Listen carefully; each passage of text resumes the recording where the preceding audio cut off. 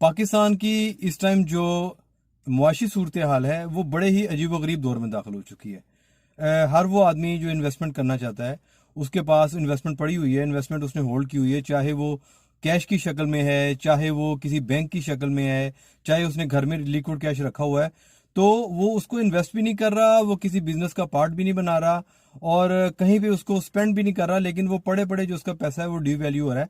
आज अगर किसी के पास 10 लाख रुपया है तो डेफिनेटली वो 6 महीने पहले उसकी जो वैल्यू थी वो 10 लाख नहीं थी, वो 12 लाख रुपया थी। और किसी ने अगर आज से 1 साल पहले 5 लाख रुपया रखा हुआ था, वो कैश की शक्ल में था, तो 5 लाख रुपए में जो चीजें वो खरीद सकता था वो अब 5 लाख में वो चीजें नहीं खरीद सकता। अब वो चीजें वो 8 लाख में कमोबेश खरीदेगा। यानी उसकी जो परचेजिंग पावर है वो कम हो गई है, पैसा डिवैल्यू हो गया है। हमारे पैसे जो हमने सेविंग की हुई थी, पैसा पैसा करके एक आम आदमी ने, एक मैंने उसको इकट्ठा किया था, कलेक्शन की थी, तो वो बड़े बड़े कम हो गई है। उसने कोई रिस्क नहीं लिया, उसने किसी जगह पे इन्वेस्ट नहीं किया। तो क्या हम करें अब, इसका हम क्या हल कैसे निकालें और इस सिचुएशन को, इस बैड सिचुएशन को, इस वर्स्ट सिचुएशन को कैसे हम टैकल करें? तो यहाँ पर 3-4 टिप्स हैं जिनको काम में लेके आके आप उनको इस्तेमाल करके आप अपना अपना जो नुकसान है वो किसी हद तक जो है वो पूरा कर सकते हैं। इसमें 3-4 ऑप्शंस अवेलेबल हैं। सबसे पहली ऑप्शन तो ये अवेलेबल है कि अगर आपके पास कैश पड़ा हुआ है तो आप उसको कैश में मत रखें, वो डिवैल्यू हो जाएगा। 1 लाख रुपए पड़ा हुआ है, मुमकिन है कि वो 2 महीने बाद, 3 महीने बाद वो 80,000 रह जाए। आपका जो डॉलर का रेट ज्यादा हो जाएगा, पैसा डिवैल्यू हो जाएगा, महंगाई जो है वो बहुत ऊपर चली जाएगी, तो आप उसको उस तरीके के साथ उसकी जो यूटिलिटी है उसको वो यूज नहीं कर सकते।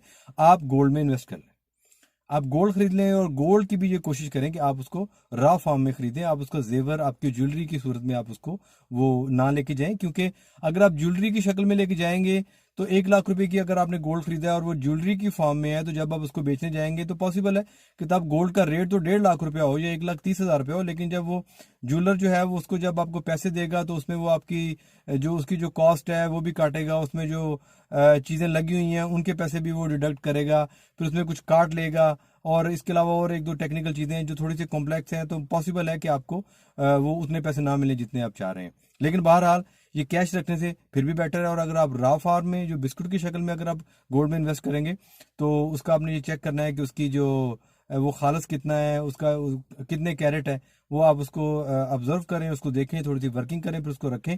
तो जब कभी आपको पैसों की जरूरत पड़ेगी तो आप उसको कन्वर्ट करवा लेंगे कैश में, तो उसमें आपका फायदा है, अदरवाइज आपका नुकसान है।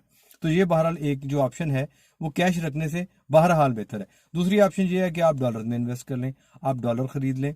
आप डॉलर खरीद लेंगे तो डॉलर का जो रेट है वो ये बहुत कम हुआ है कि कभी नीचे गया हो, वो स्टेबल रहता है या फिर आहिस्ता आहिस्ता बढ़ता है। और स्पेशली खासतौर पे जब हमारे पाकिस्तान में जब से हमारी पॉलिटिकल इंस्टेबिलिटी आई है तो उसके बाद तो डॉलर का रेट जी कम ही नहीं हुआ, पैसा ज़रूर कम हुआ है, डॉलर जो है वो कम नहीं हुआ। और उसमें डॉलर में आप जो है ट्रेडिंग भी कर सकते हैं। बहुत सी कंपनीज, बहुत सी ऐसी ऑप्शन अवेलेबल हैं जो आप डॉलर में ही आप उनके डायरेक्ट बगैर कन्वर्ट करवाए पाकिस्तान रुपीज़ को वो उसमें आप कर सकते हैं। तो पहली ऑप्शन होगी गोल्ड, कि गोल्ड जो है वो बहरहाल कैश से बेटर है। जो डॉलर है या कोई भी फॉरेन करेंसी है जो स्टेबल है, दिरहम ले लें, आप रियाल ले लें, ये भी बेटर है, पाउंड ले लें, यूरो ले लें। ये बहरहाल ये जो है इनकी जो डिवैल्यूएशन है वो इस तरह नहीं हो रही और नहीं होती जैसे कि पाक रुपीज़ की होती है हमारी पॉलिटिकल इंस्टेबिलिटी की वजह से। सेकंड, ये जो ऑप्शन के बाद जो है हम थर्ड ऑप्शन जो है वो आप जो प्लॉट्स हैं या जो प्रॉपर्टी है उसमें इन्वेस्ट कर सकते हैं। अब ये को आप बहुत ह्यूज इन्वेस्टमेंट ना करें, अगर आपके पास थोड़ी इन्वेस्टमेंट मौजूद है तो आप किसी भी ऐसी जगह पे, किसी सोसाइटी में आप प्लाट बुक करवा सकते हैं। उसके बाद जो जिस जिस आपने रेट पे प्लाट बुक करवाया होगा, आपने जो पीस ऑफ लैंड बुक करवाया होगा, वो तो आपकी जो रेट है वो तो लॉक हो गया ना। आपका जो 15 लाख का प्लाट है आपने उसका 15 लाख रुपए ही देना है। तो जैसे जैसे आप पेमेंट करते जाएंगे जब तक आपका 15 लाख रुपए पूरा होना है तो वो 15 लाख रुपए का प्लाट नहीं रह जाएगा, वो 20 लाख का, 25 लाख का या 30 लाख का तो वो हो जाएगा। लेकिन इसके लिए ज़रूरी है कि आपको थोड़ी सी वर्किंग करनी पड़ेगी कि मैं जहाँ पे इन्वेस्ट कर रहा हूँ वो सिचुएशन वहाँ पे क्या है।